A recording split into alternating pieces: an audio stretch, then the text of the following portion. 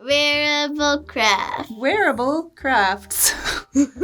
For Christmas, you guys got gift cards for the craft store from your grandma. So we went to the craft store and you guys both chose wearable crafts. Pay attention, everybody, to Tyler's head in the shot, because it's going to lead to a tragedy momentarily. So I'm screen printing a hoodie based off of the main character from the Friday Night Funkin' soft mod. So I noticed that Ty was putting her head right on top of cutting out her stencil here. So I decided that I was going to move the camera to get a better shot. And our camera stand is Not professional. it's this. I think it needs googly eyes because it kind of looks like a freaky giraffe robot or something. But anyway, we film with my phone clamped into this thing. And needless to say, it's not the sturdiest situation. So as I was moving the gooseneck to try to get a better shot, the phone fell out of the giraffe's mouth and landed just right. To land on the hand that I was holding the X-Acto knife in and push it into my finger. Yeah, so Ty got maimed, but she's fine. No. This is a few days later as you're healing nicely. Sorry I maimed you.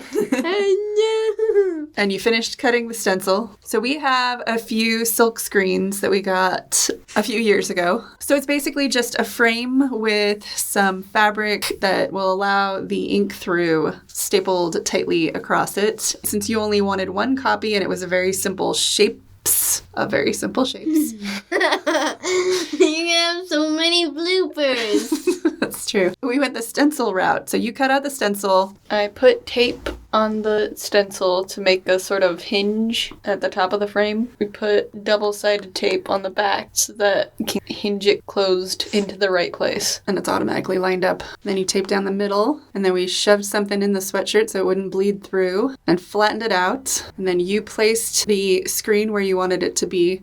So this is loading up the squeegee with the ink.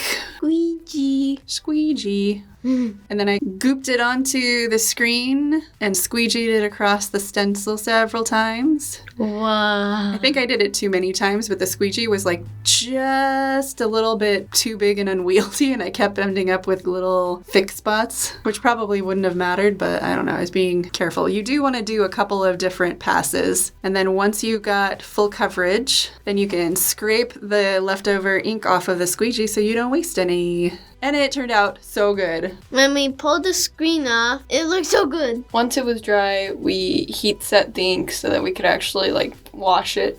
Yep, and it should be just like a regular t-shirt now, because that's the legit ink. I think it turned out great. It Yeah! looks exactly per spec.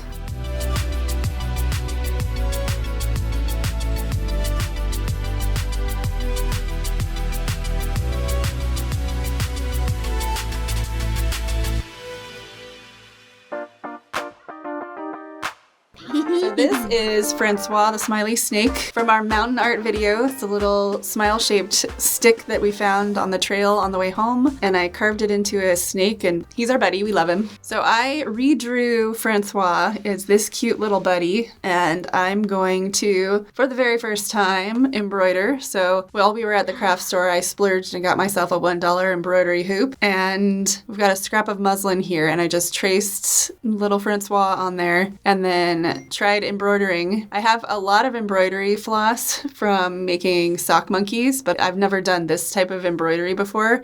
I used to make friendship bracelets out of embroidery floss all the time, and I never could figure out why embroidery floss falls apart like it does, you know, how all the little strands separate. It never occurred to me that that was by design, and you're supposed to pull off a couple of strands and embroider with just a couple of strands. Turns out that's a thing. So I embroidered the whole guy, and I cut out the fabric, and then I did a whip stitch around the whole edge to kind of seal up the edge.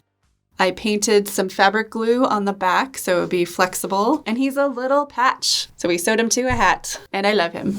Yay! Next time, I will do a much better job. I learned so much this time. So I'm excited to do it again and actually do a good job. I like the little blushies.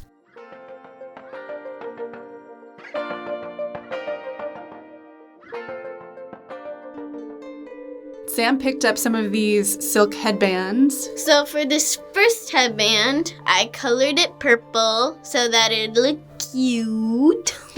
And then I got this lace that fit perfectly onto the headband, and I hot glued it on. And there it is, lace headband. It's really cute. This is you drawing a design for another headband in line at Knott's Berry Farm. And this was your super clever idea. You were cutting the ends off of these little bitty spoons to make leaves. You said, these look like leaves. And so you cut them off and then you sanded them so that the paint would stick. It was so hard because they were so tiny. Yeah, and then we primed them with spray paint, base painted them with spray paint, and then we colored them with alcohol markers and Posca pens. That open marker in the background gives me so much anxiety.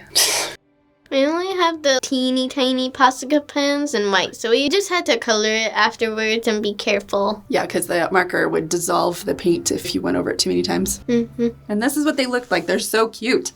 And then you got CosClay for Christmas from Grandma also. So we were trying out CosClay for the first time. So CosClay is polymer clay that is flexible once it's baked. So it's good for things like this because it flexes instead of snapping. It's a lot less fragile. So it would be good on a headband because it won't break. So we made some leaves.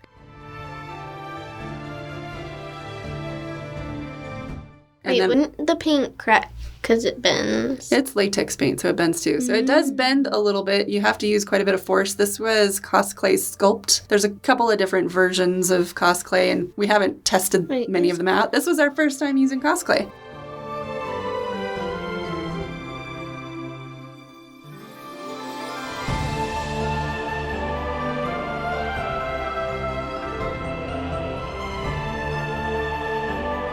Turned out so cute. Almost as cute as you.